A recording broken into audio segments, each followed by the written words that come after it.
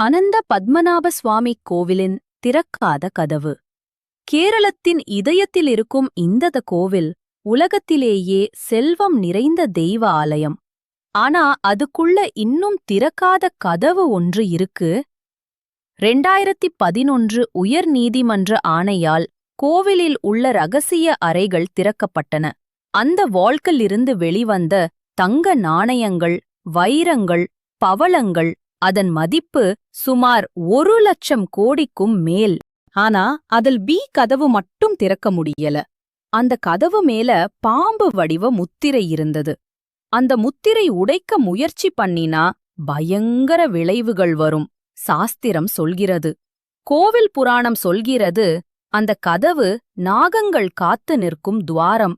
அதை திறக்கிறா ஒரே வழி கருட மந்திரம் சொல்லக்கூடிய சித்தி அடைந்த முனிவர் மட்டும்தான். அந்த மந்திரம் சொல்லித் திறந்தால் நகரமே அழியும் நம்பிக்கை இருக்கு.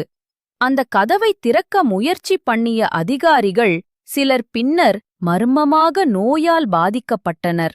அதனால் அந்த கதவு இன்னும் மூடிப்போன ரகசியமாதான் இருக்கு. அந்த கதவுக்குள் என்ன இருக்குன்னு யாருக்கும் தெரியல.